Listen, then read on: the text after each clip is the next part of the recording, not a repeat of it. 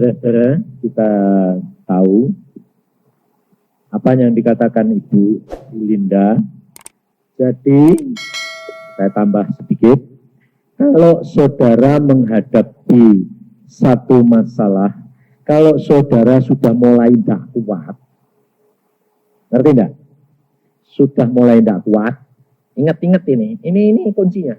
Kalau sudah mulai tidak kuat, itu langsung masuk di sini.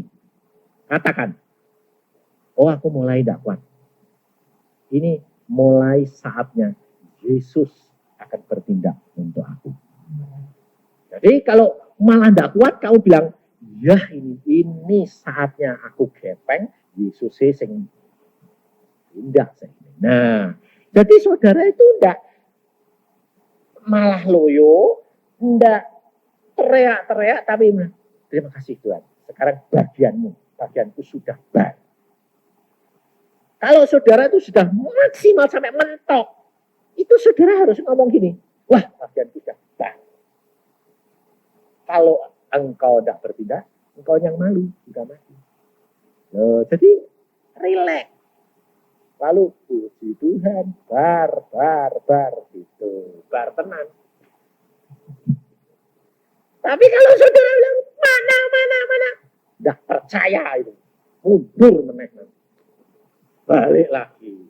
Tapi kalau 75 tambah 75. Mundur lagi.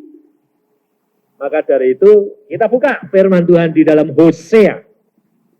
Pasal yang ke-6.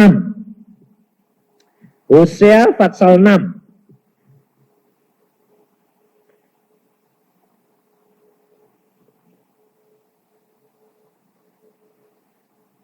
Hosea pasal 6, mulai ayat pertama. Mari kita akan berbalik kepada Tuhan, sebab dialah yang telah menerkam dan yang akan menyembuhkan kita, yang telah memukul dan yang akan membalut kita. Ia akan menghidupkan kita sesudah 2 hari. Pada hari yang ketiga, ia akan membangkitkan kita. Dan kita akan hidup di hadapannya. Marilah kita mengenal dan berusaha sungguh-sungguh mengenal Tuhan. Ia pasti muncul seperti fajar. Ia akan datang kepada kita seperti hujan. Seperti hujan pada akhir musim yang mengairi bumi. Apakah yang akan kulakukan kepadamu, hai Efraim? Apakah yang akan kulakukan kepadamu, hei Yehuda? Kasih setiamu seperti kabut pagi dan seperti embun yang hilang pagi-pagi benar. Sebab itu aku telah meremukkan mereka dengan perantaraan nabi-nabi. Aku telah membunuh mereka dengan perkataan mulutku dan hukumku keluar seperti terang. Sebab aku menyukai kasih setia dan bukan korban sembelian dan menyukai pengenalan akan Allah lebih daripada korban-korban bakaran. Kita harus kenali bahwa Tuhan kita itu dia menerkam, tetapi dia menyembuhkan. Nah, saudara tahu kenapa Tuhan mengatakan kata-kata menerkam? Dia itu adalah singa Yehuda. Nah, kalau di dalam Injil, di dalam suratnya Rasul Petrus, singa seperti apa? Iblis seperti apa? Singa juga, tapi mengaum-ngaum dan siap untuk. Iya, salah. Coba toh baca. Ayo baca, makanya itu belajar. Baca, beda. Yesus sama setan itu beda. Dua-dua pakai singa. Tapi beda. Ayo, di dalam 1 Petrus pasal 5, ayat 7 dan 8. Serahkanlah segala kuatirmu kepadanya, sebab ia yang memelihara kamu. Sadarlah dan berjaga-jagalah, lawanmu si iblis berjalan keliling sama seperti singa yang mengaum-ngaum dan mencari orang yang dapat Ditelannya, tidak pernah dia nerekam. Saudara perhatikan, kenapa kalau Yesus itu menerekam? Kenapa kalau iblis itu nelen? Perhatikan bedanya. Makanya saya itu suruh baca kamu dari ujung sampai ujung. Kejadian Wahyu. Baca terus.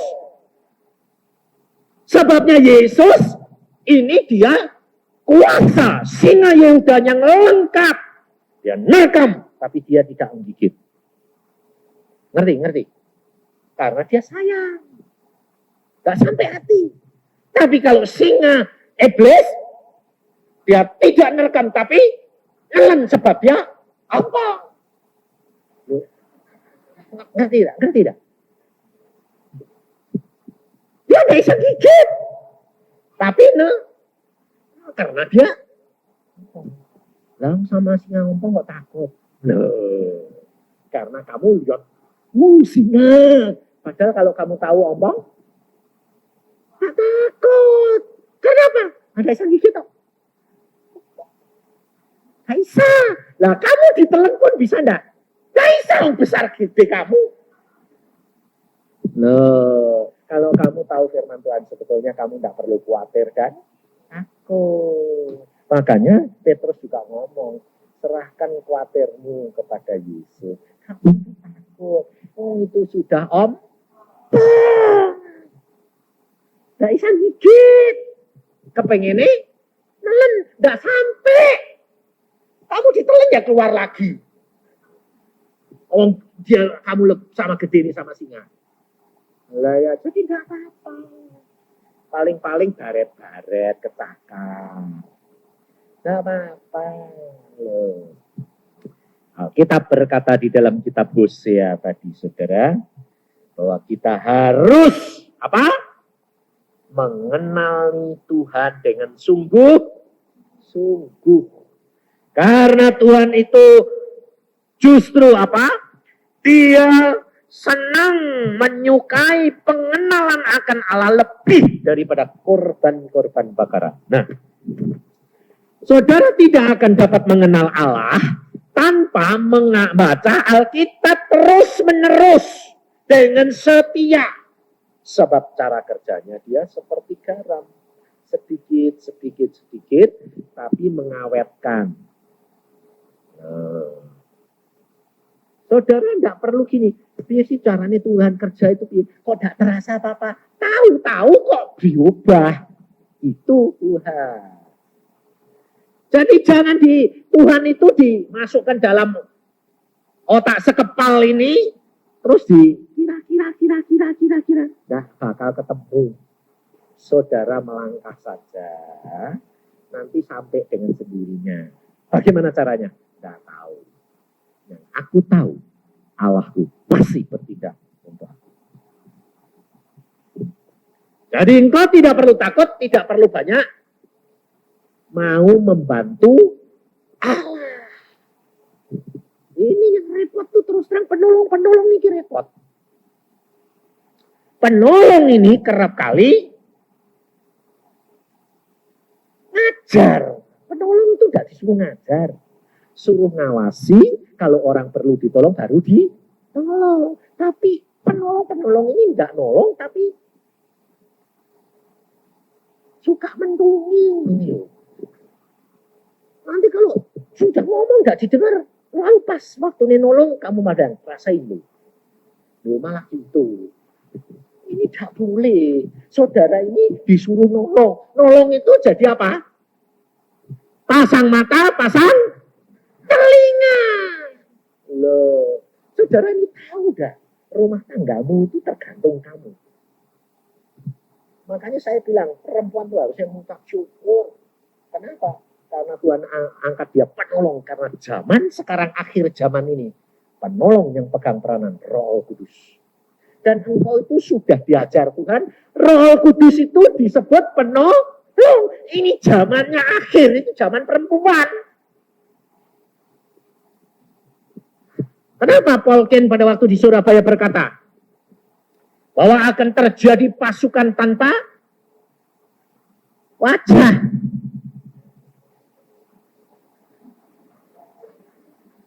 pasukan tanpa wajah. Gak kelihatan loh. Rumah tangga itu, kepala rumah tangganya siapa? Suami. Istri dianggap gak? Enggak, justru itu yang pegang peranan.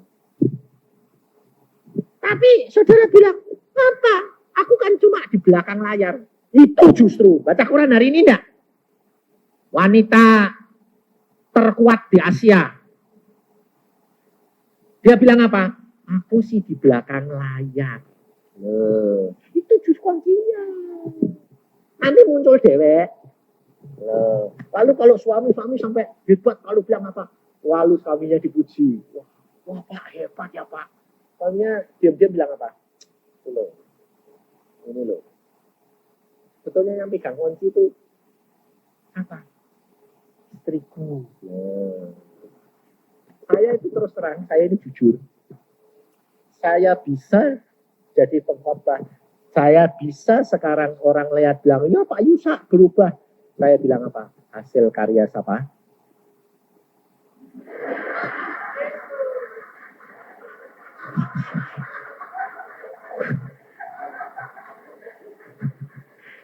Makanya saya kita tekan. Karyanya Yesus. Tetapi loh, Yesus berkarya karena hatinya tidak tahan melihat tang air mata istriku 13 tahun. Ya berdoa untuk saya. Loh. Saya makanya bilang, hati Yesus itu tidak tahan melihat cucuran air mata. Sehingga dia harus bertindak karena ada seorang pendoa. Bapa akan menyelamatkan isi dunia ini karena Roh Kudus. Dan dia berkarya. Maka dari itu Roh Kudus diberikan kepada saudara dan saya di dalam hati. Penolong. Lah saudara ini sudah punya predikat. Saudara sudah punya julukan. Penolong. Tapi kok tidak belajar dari Roh Kudus. Ini saudara akan korupsi. Saya menikmati. Makanya saya ngakui di depan orang-orang. Saya bilang, saya diubahkan Tuhan. Tuhan berkarya dalam hidup saya. Karena ada pendoa. Ada penolong yang selalu berdoa. Sebab istri saya itu kalau saya marah, kalau saya sudah gitu tak. Cuma ngomong, gitu tak. Terus dia langsung air matanya yang keluar. Gak sekecap gak ngomong. Cuma meleleh. Lu kok meleleh? Saya bilang, udah, diam. Udah, masuk, udah gitu. Aku bilang gitu. Coba dia bilang, lah ya, aku ini masuk baik kok. Kamu kok salah ngerti loh. Tapi dengan air mata, begitu hati ini disiram, saudara Tuhan, ini hatiku sekarang kok kayak hatimu. Lihat air mata sedikit kok maces gitu. Nah iya, itu. Makanya coba ini loh, keisha ikhlas.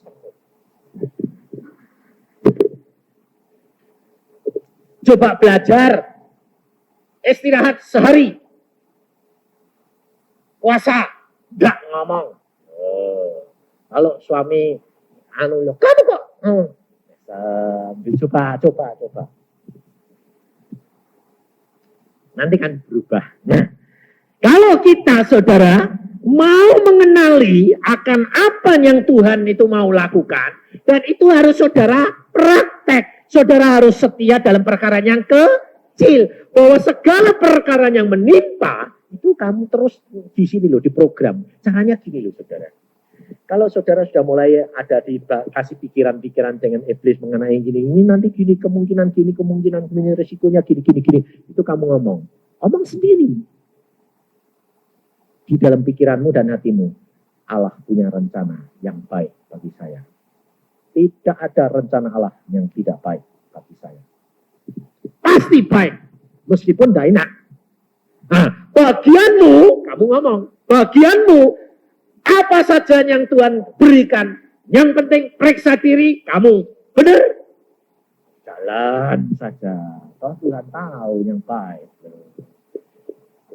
Nah, kadang-kadang itu tidak sekali. Contohnya saya ngalami. Bulan Desember, saya retreat. Linda, Bernard, anak-anaknya juga ada di sana. Nah, judulnya tahan uji. Saya pikir Tuhan tahan uji. Berarti 92 ini tahan uji. Dan Alkitab berkata bahwa segala perkara itu dimulai dari dalam rumah Allah. Waduh, berarti aku ini hamba-hamba Tuhan model hamba-hamba Tuhan dulu nih, Pak. Pulang dari retreat, saya bilang sama anak-anak, sama istri saya, tahan uji. Siap, ya. Udah kuat, kuat. Wes. Baru hari pertama, saudara. Baru hari pertama. Apa terjadi? Kita di atas, tingkat 2 di rumah, bawah ada meja makan besarnya, lebih besar dari ini. Kacanya tebalnya itu 10 mili. Ribbon, bagus. Suaranya sampai ke atas. Tiup yang perang. Apa itu saya turun? Di tangga, seluruhnya kaca semua pecah, berantakan. Saya bilang, hah? Kira-kira dari sini langsung mau turun sini enggak? Hah? Loh, mau turun enggak? Mau turun. Kalau enggak, itu orang sudah mati. Ya betul dong, saya masih hidup. Hah? Mau nyemprot dari sini keluar. Tahan uji ketemu di sini. Nah, dari sini turun, di sini naik, turun. Plak. Tahan uji, lalu maklek. Lalu saya bilang, loh, bukan. Marah tapi saya bilang, itu harganya mahal loh. Iya Pak, tahu enggak ratusan ribu? Iya Pak, kok enggak hati-hati? Seperti didorong kok Pak. Oh ya sudah, lain kali hati-hati ya. Iya Pak. Saya naik ke atas. Istri saya ketemu saya bilang, apa yang? Kaca meja makan pecah. Hah? Turun. Anak saya, tahan uji. Wah. Langsung istri saya, iya ya, ya sudahlah. Wes, menang noh? Menang. Sore, besoknya pergi makan. Saya bilang, dah yuk makan, keluar. Kita makan habis pelayanan, istirahat, makan. Semua satu rumah. Nah, istri, anak saya pergi semua, kita pembantu di rumah. Pulang-pulang setelah 2 jam.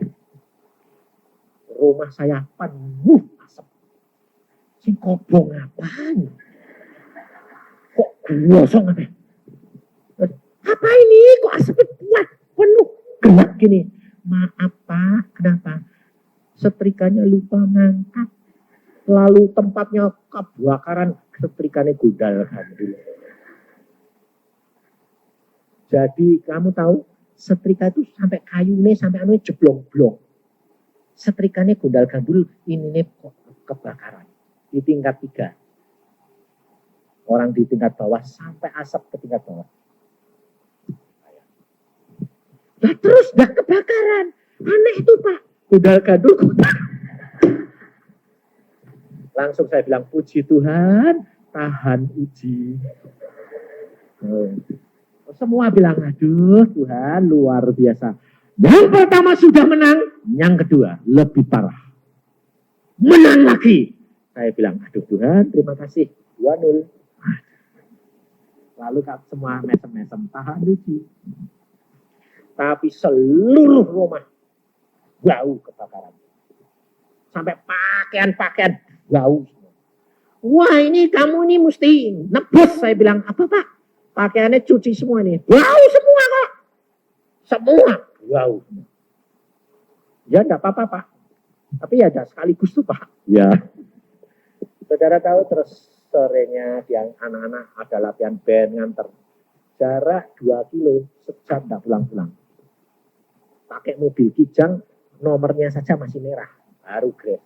Baru 14 hari. Saya bilang, ini kok Denny kok enggak pulang-pulang ya? Istri saya bilang, wah, tahan uji. Bel berbunyi. Pak, cepet dong Pak. Kenapa? Mobilnya tarik. Kijangnya tabrakan. Ambiar Pak. Hah? Ambiar nak? Iya. Ditarik Pak. Lu kamu beres gak? Beres. Tahan uji. Bawa ke bengkel berapa? 1,5 juta. Saya bilang, terima kasih Tuhan. 3-0. Habis pulang sembahyang semua, terima kasih Tuhan. Kamu enggak cengel, enggak, semua beres. Tetap syukur. Puji Tuhan, tahan uji, 3-0. Aduh Tuhan, saya pikir, cukuplah Tuhan, sudah 3 kali loh. Apa lagi nih? Belum. Besok pagi-pagi, saya tuh kalau pagi sama istri keluar, di depan tuh ada kolam. Isinya itu ikan mas yang dulu kecil-kecil sekarang sudah sekiloan.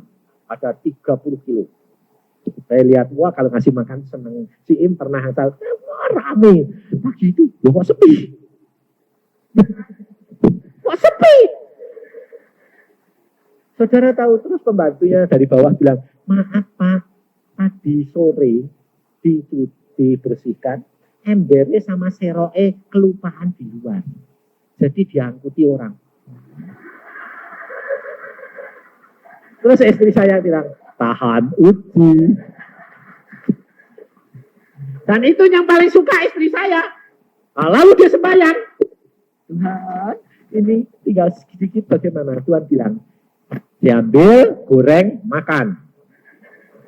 Lalu istri bilang, ambil, goreng, makan. Nah, pembantunya bilang, Bu, kasihan dong Bu, itu sudah dipiara lama-lama. Tuhan berkata, nanti malam, besok, pagi-pagi itu orangnya datang lagi. Masa Bu, sudah datang, masa datang lagi? Ya sudah, kalau kamu tidak percaya, buktiin. Nah, di depan kolam itu ada kamar. Kamar itu ditiduri hamba Tuhan, Rawan, Ubaja Rawan. Sama temannya satu. Saya bilang, Wan, nanti malam kalau dengar krecek-krecek bangun ya. Oke Pak. Tadi malam dengar enggak? Dengar, tak pikir kucing. Kamu tahu enggak ikan segitu banyaknya digotong lagi tuh. Tinggal kira-kira cuma 10 kilo. Nah, ya, beres. Saudara tahu, jam 2:30 orangnya balik. Si masuk ke kolam itu kan tinggal sedikit kan, jadi agak rame, guduk ya. Kalau banyak kan tinggal sekuk. Ini kan tinggal sedikit kan dikuras. Nah, si Rawan ini dua-dua ini sama temennya ini bangun. Tapi enggak teriak, malah ngintip. Ngintip malah lihat caranya piye to ngambil. Sajam. Lah ya sajam baru sadar. Loh, kok dibiarkan kan ya entek. Terus ngomongnya bilang, ya kukut kabeh. Lah ya dikukut entek wonge melayu. Bare besok saya bangun tinggal kecil 2 loh kok dadak. Tinggal kecil 2. Lah aku Wan, tadi malam kamu dengar? Dengar Pak, tapi sadar baru sajam. Loh kamu bangun Pak, ngintip. Mbok bengok Wan. Nah, Isa itu Pak, Isa lihat, kepengen delok. Tuhan, saudara tahu. Lalu saya bilang, Tuhan, 4 kali loh Tuhan. Apalagi Tuhan. Selesai. Kalau Tuhan belum ngomong, siap-siap. Maka dari itu saudara, orang hidup. Tapi jangan khawatir, kamu tidak akan dituntut seperti saya. Kan Tuhan mengukur kekuatannya lain-lain. Kamu jangan lalu bilang gini, Tuhan aku tidak kuat, jangan kayak Yusa bodoh. Jangan kamu bilang Tuhan, engkau akan mengukur ya, lain-lain dong Tuhan. Nah. Jadi kamu bisa lebih sedikit, bisa lebih.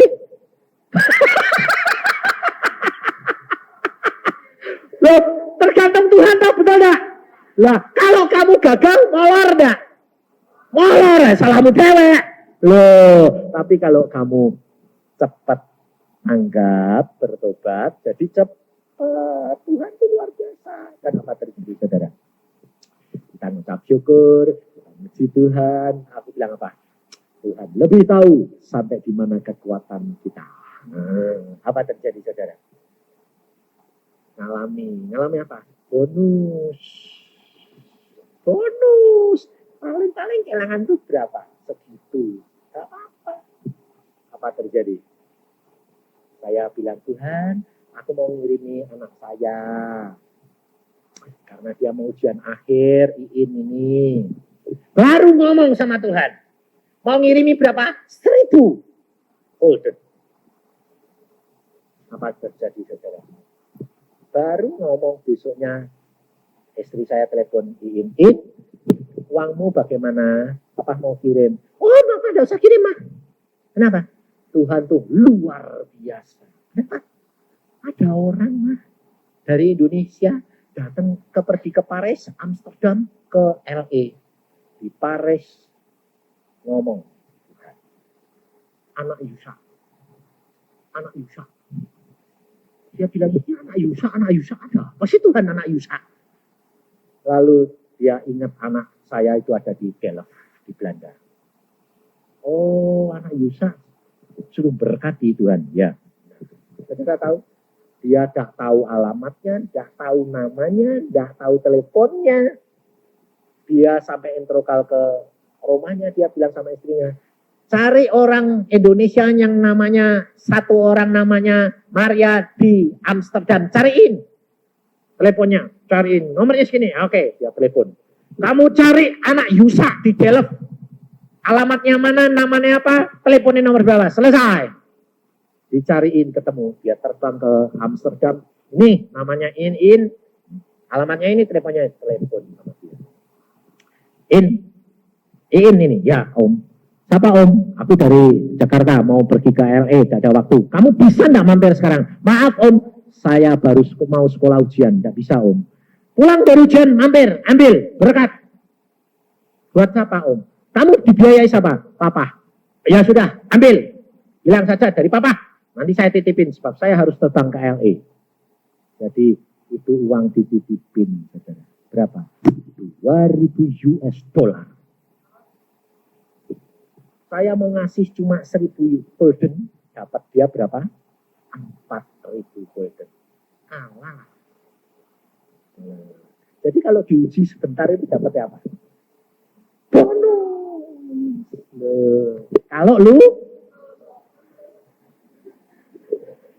Kalau udah lulus dapat apa?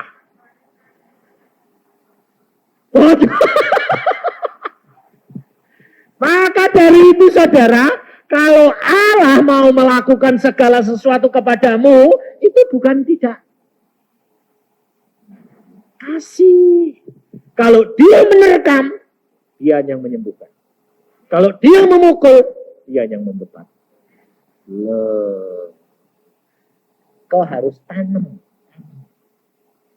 Allah tidak pernah berbuat sesuatu yang tanpa masuk ke tujuan. Selalu baik. Nah, kita lihat di dalam Kejadian pasal yang ke-22. Apa yang Tuhan pesankan kepada kita dan kita alami. Kejadian 22. Setelah semuanya, ayat pertama, setelah semuanya itu Allah mencoba Abraham. Saudara perhatikan. Di sini sebetulnya bukan mencoba, menguji.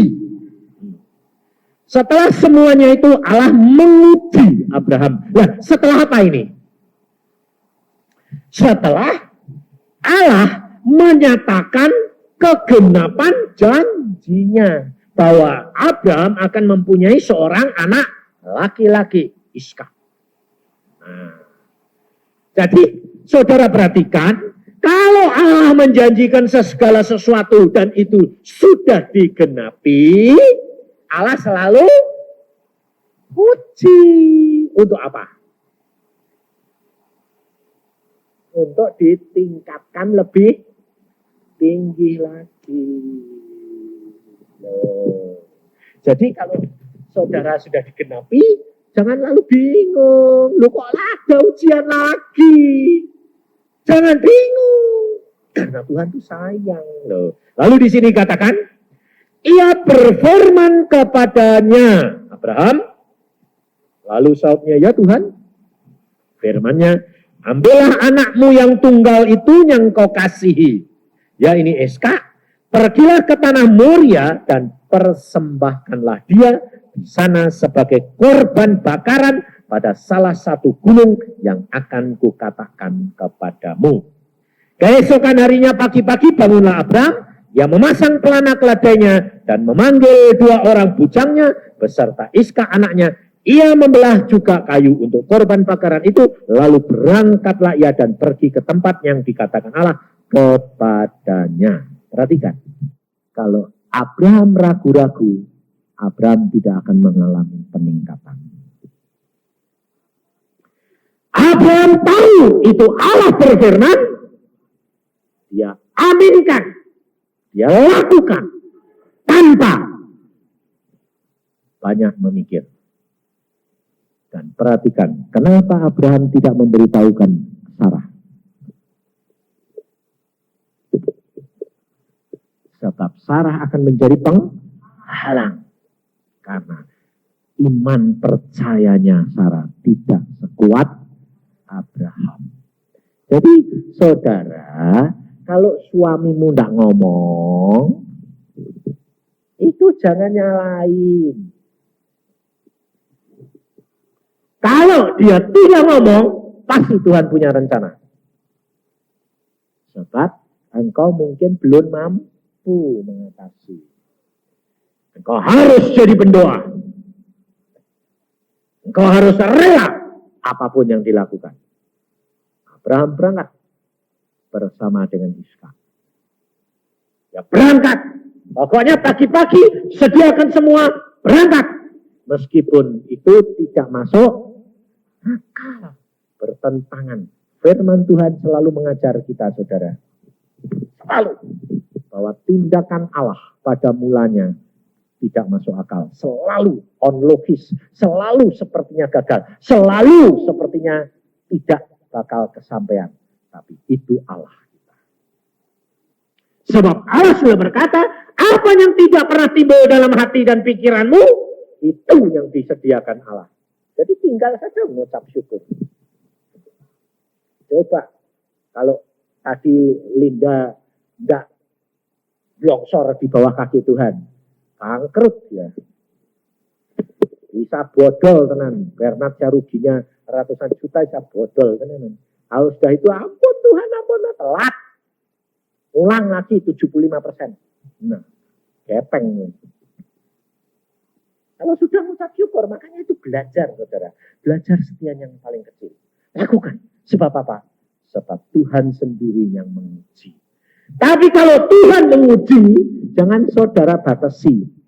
Cuma hanya Abraham bawa anaknya, sudah nurut, sudah. Sampai ke Gunung Moria, sudah. Belum. Harus sampai kepada setiap firman Tuhan digenapi. Bawa ke atas gunung, korbankan anakmu sebagai korban bakaran. Potong. Dan Yesus Allah ngomongnya jelas sekali. Bawa anakmu yang kau kasih. Loh. Malah itu ditekankan. Loh, kalau bawa anak yang dibenci gampang toh? Tapi kalau bawa anak yang dikasih, sengaja ditekankan. Bawa Iskak anakmu yang kau kasih.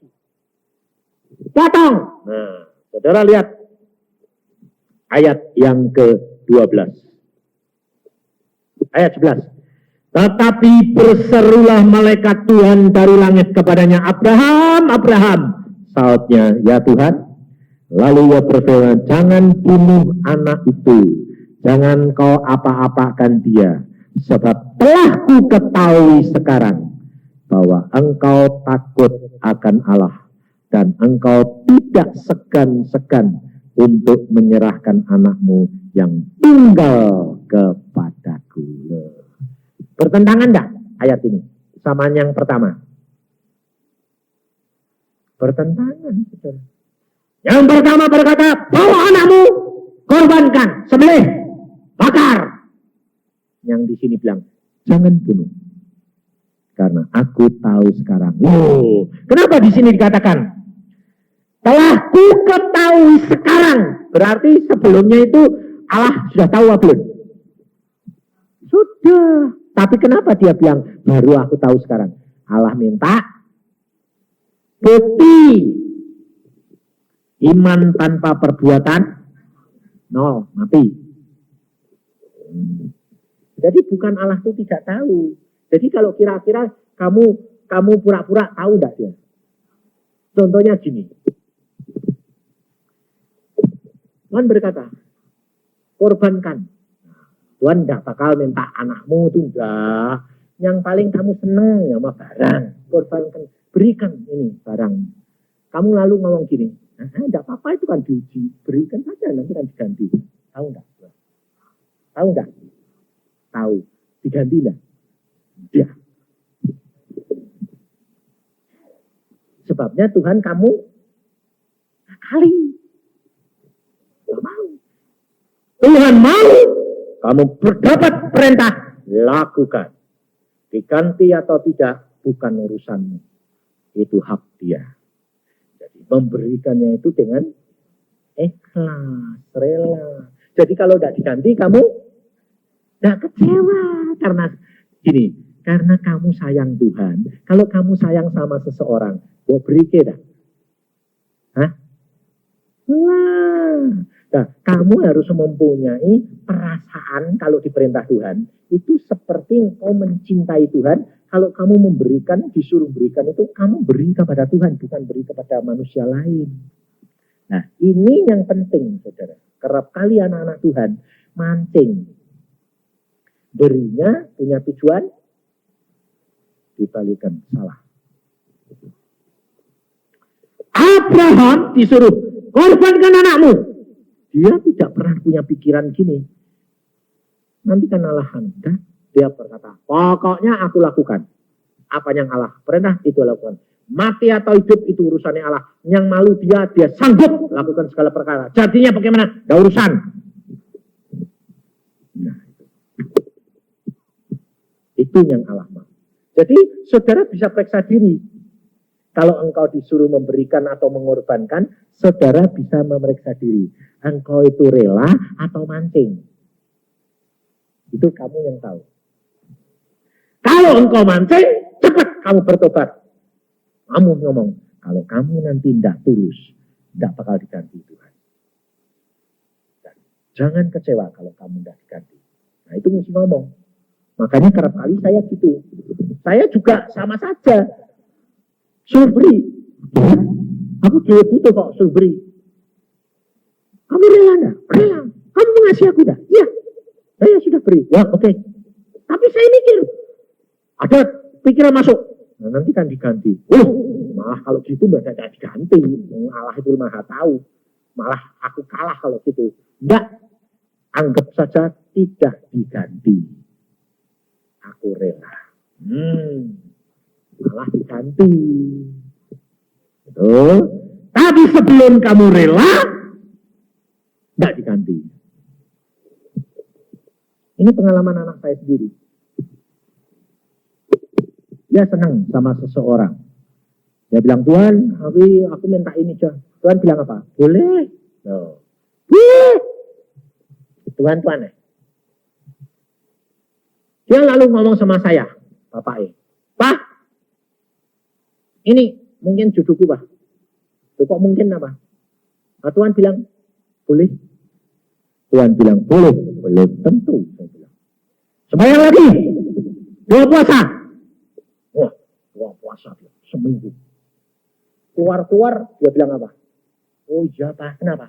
Itu yang nomor 2. Nomor 2 piye? Ada yang nomor 1. Kalau kamu nurut aku, yang ini nomor 1. Yang paling baik ini. Nomor 2 ini, karena kamu kepingin.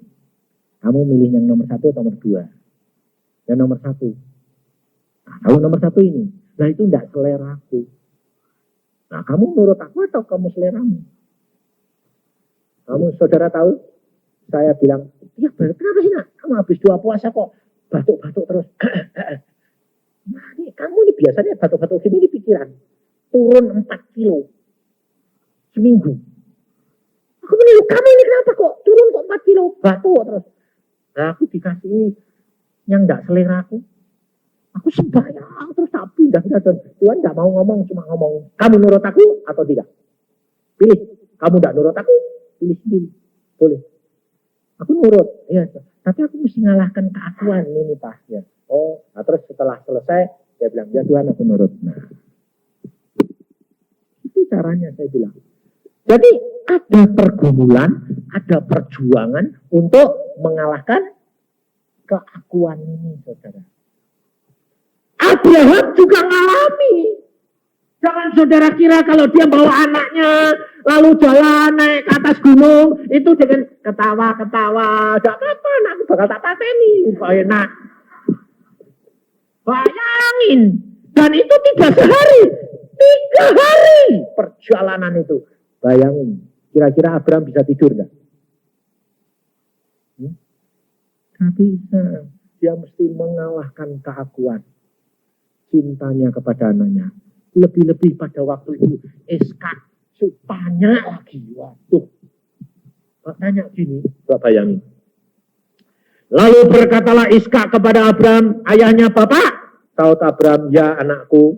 Bertanyalah, di sini sudah ada api dan kayu, tetapi di manakah anak domba untuk korban bakaran itu? Saud Abraham, Allah yang akan menyediakan anak domba untuk korban bakaran baginya, anakku. Bayangin. Karena Allah yang menyediakan, dia bohong. Enggak. Karena Allah sudah ngomong, anakmu yang harus dikorbankan. Jadi dia berkata, Allah yang akan menyediakan. Karena dia yang memerintah dan Allah yang memberi. Tetapi apa terjadi, saudara? Mengapa Allah biarkan Abraham diuji? Ayat 16. Aku bersumpah demi diriku sendiri. Demikianlah firman Tuhan. Karena engkau telah berbuat demikian dan engkau tidak segan-segan untuk menyerahkan anakmu yang tunggal kepadaku, maka aku akan memberkati engkau berlimpah-limpah dan membuat keturunanmu sangat banyak seperti bintang di langit dan seperti pasir di tepi laut, dan keturunanmu itu akan menduduki kota-kota musuhnya. Oleh keturunanmu lah semua bangsa di bumi akan mendapat berkat, karena engkau mendengarkan firman-Ku. Coba saudara, balasan Allah itu berapa kali lipat? Berlimpah-limpah, berlipat-lipat. Satu dikorbankan, seluruh isi dunia mendapat berkat karena Abraham. Kalau saudara dan saya di dalam rumah tanggamu, engkau satu. Kalau Abraham satu saja isi dunia, kamu cukup buat serumah. Cukup untuk family. Satu saja. Cukup. Maka dari itu saudara, engkau dipilih oleh Allah menjadi apa? Pengawas, menjadi tiang-tiang rumah tangga dan family. Tapi engkau harus belajar dari apa? Roh Kudus. Karena Roh Kudus adalah seorang penolong. Allah penolong. Maka baca kitab Yohanes dan pelajari sifat perangai dan tindakan Roh Kudus. Ia mengingatkan akan firman Allah. Berarti saudara dan saya harus menjadi pembaca firman. Dia mengingatkan firman Allah. Apanya Yesus pernah katakan. Dia mengajar. Dia mengarahkan. Dia akan memberitahukan apa yang akan terjadi. Itu tugasnya, saudara. Kau harus mengajar anak-anakmu, tapi bukan mukulin, ngajar, mendidik, mengarahkan. Kalau terhadap suami, kamu harus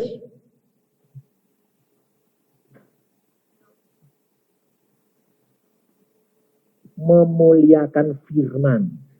Roh Kudus memuliakan Yesus, memuliakan kepala. Jadi kamu penolong, memuliakan siapa? Yesus di dalam dunia suami. Jadi menghormati suami. Oh. Penolong itu cuma ngawasi toh. Lihat. Suaminya mau apa? Diem. Doa Tuhan, tugasku apa? Ngawasi. Tuhan diem ya diem. Nanti kalau mau kecemplung, Tuhan bilang, cepat pegang. Jadi jangan, gini. Tuhan tidak suruh kamu ngomong. Suruh diam. Nanti kalau ada apa-apa diberitahu, wong kamu ya penolong, Roh Kudus ya penolong. Dia tidak pernah terlambat. Abraham, pisaunya sudah di sini.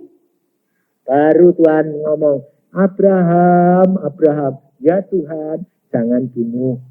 Tuhan tidak dari dulu. Ya Abraham sedang jalan naik gunung. Tuhan bilang, ya, tidak jadi. Enggak.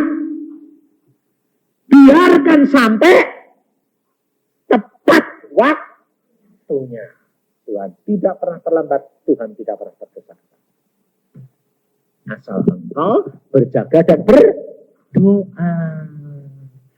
Ini yang sulit. Sembahyang. Kalau ditanya, kamu sembahyang? Sudah Pak. Setiap jamnya, enggak. Kadang-kadang yang loncat-loncat. Baca Alkitabnya juga loncat-loncat. Iya. Nah itu. Penjaganya saja kadang-kadang di menara, kadang-kadang tidur. Musuhnya datang. Telat. Saudara sudah diangkat Tuhan menjadi seorang penjaga. Saudara harus waspada. Lihat di dalam Yehezkiel.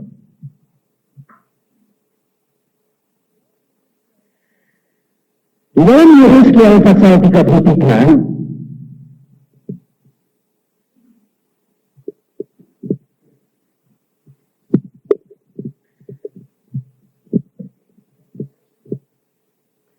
ayat yang pertama, lalu datanglah firman Tuhan kepadaku, hai anak manusia, berbicaralah kepada teman-temanmu sebangsa, dan katakanlah kepada mereka, kalau aku mendatangkan pedang atas sesuatu negeri, dan bangsa negeri itu mengambil seorang dari antara mereka, dan menetapkan dia menjadi penjaganya, dan penjaga ini melihat pedang itu datang atas negerinya. Lalu meniup sangkakala untuk memperingatkan bangsanya. Kalau ada seorang yang memang mendengar suara sangkakala itu, tetapi ia tidak mau diperingatkan, sehingga sesudah pedang itu datang, ia dihabiskan. Darahnya tertimpa kepadanya sendiri. Ia mendengar suara sangkakala, tetapi ia tidak mau diperingatkan. Darahnya tertimpa kepadanya sendiri. Kalau ia mau diperingatkan, ia menyelamatkan nyawanya. Sebaliknya penjaga yang melihat pedang itu datang, tetapi tidak meniup sangkakala, dan bangsanya tidak mendapat peringatan, sehingga sesudah pedang itu datang, seorang dari antara mereka dihabiskan, orang itu dihabiskan dalam kesalahannya. Tetapi aku akan menuntut pertanggungan jawab atas nyawanya dari penjaga itu. Dan engkau, anak manusia, aku menetapkan engkau menjadi penjaga bagi kaum Israel. Saudara perhatikan. Penolong itu sebetulnya penjaga ada. Hah? Iya. Penolong itu penjaga. Makanya Roh Kudus diturunkan supaya kita menjadi berjaga-jaga bersama dengan Roh Kudus. Karena Roh Kudus yang tahu apa yang akan terjadi. Saudara-saudara adalah penjaga rumah tangga. Saudara perhatikan. Engkau bertanggung jawab untuk seluruh keluargamu. Tapi, kalau nanti seluruh keluargamu selamat, penjaganya upahnya berapa? Lebih banyak daripada yang dijaga atau lebih sedikit? Lebih banyak. Ini kerap kali orang-orang perempuan ini lupa. Makanya saya bilang di sana tuh nanti yang pangkatnya gede-gede itu banyak perempuan. Karena apa? Justru penjaga-penjaga ini yang punya mahkota banyak. Makanya ada anak Tuhan dari Hongkong yang dilihatkan dibawa ke surga itu. Dia lihat hamba Tuhan. Tuhan ini kan hamba Tuhan penginjil itu. Nah, kok tidak pakai mahkota Tuhan? Iya, dia kehilangan mahkota. Karena apa? Dia pada waktu menginjil menderita lalu kecewa. Akhirnya aku bawa pulang daripada nanti terhilang jiwanya. Dia kehilangan mahkota. Padahal dia menobatkan orang banyak. Loh, lah itu Pak itu. Orang tua itu kan dulu pendoanya penginjil ini. Lah kok mahkotanya banyak Tuhan? Karena dia penjaganya. Dia setia. Dia berdoa. Tapi yang dijagain gak denger-dengeran. Dia harus nanggung akibatnya. Tapi penjaganya tetap dapat mahkota. Oh, jadi enak. Jadi penjaga ya Tuhan. Iya. Karena penjaga itu di atas lihat memperingatkan. Apa? Pedang datang. Gak nyumput. Kena kowe. Kalau sudah gitu, ya rasain. Bopeng kowe. Jangan tahu. Hidup kekristenanmu ini luar biasa. Maka dari itu ucapkan syukur karena Allah itu sedang merencanakan dalam keluargamu. Karena Allah sangat menyayangi engkau. Kenapa? Karena Allah sudah menetapkan engkau sebagai penjaga-penjaga Israel. Pada waktunya nanti saudara bilang, puji Tuhan, aku bisa melihat semua hasil ini. Karya Tuhan, luar biasa. Sementara di dalam perjalanan saudara masih jauh dari menyenangkan. Tapi akhirnya engkau akan mengucap syukur. Dan tidak lebih bilang, Tuhan itu karyamu. Engkau baik, sangat baik, amat baik, luar biasa Allah. Saya itu tiap hari saudara, tidak ada lain kecuali Tuhan, terima kasih engkau amat baik, sangat baik. Tidak ada yang saya dapat katakan, tidak banyak yang saya dapat ucapkan kecuali engkau baik, luar biasa baik. Rencanamu indah semuanya. Memang sakit, memang sementara berjalan tidak enak. Tapi Yesus sudah berkata, kuk yang kupasang itu enak dan ringan. Jadi meskipun tidak enak, tapi itu paling enak daripada yang tidak enak. Paling ringan daripada yang berat. Ya cukup berat, tapi dibandingkan yang berat, paling ringan. Jadi ucap syukur. Sebabnya apa? Kalau kamu tidak kuat, selesai tugasnya Tuhan. Selama masih kuat, gotong terus. Nah, jadi kalau kamu lihat suamimu ini jengkelin terus, wah ini berarti ini masih kuat, ini udah beres ini. Jangan kamu nuduh suamimu, kamu. Kalau kamu sampai sudah game, cuma bisa, orang kalau sudah kehabisan mikir, kehabisan ngomong, yang keluar apa? Air mata tok. Diem, ledes terus. Ya itu game sudah. Gantian Tuhan yang bisa. Maka dari itu sadari diri. Kau akan melihat kemuliaan Allah demi kemuliaan Allah dinyatakan. Dan kamu akan menuai. Alkitab berkata apa? Yang menanam dengan air mata. Tapi dia akan pulang dengan sorak-sorai. Waktunya akan tiba, saudara. Jadi sementara ini kamu sedang nanam. Jangan ngomel. Dengan air mata, ya, wes Tuhan, tak tanam. Suamiku model kayak apa, ben tak tanam ini, sedang nanam ini. Tapi firman Tuhan berkata, aku akan menuai dengan sorak-sorai. Itu yang harus diaminkan. Jangan ngomel terus. Tak bakal selesai. Tapi hanya dengan duduk diam di bawah kaki Tuhan. Tuhan berkata apa? Kalau engkau menantikan aku dan engkau menuruti firman-Ku, aku akan melepaskan kamu dari pencobaan yang akan melanda isi dunia. Amin.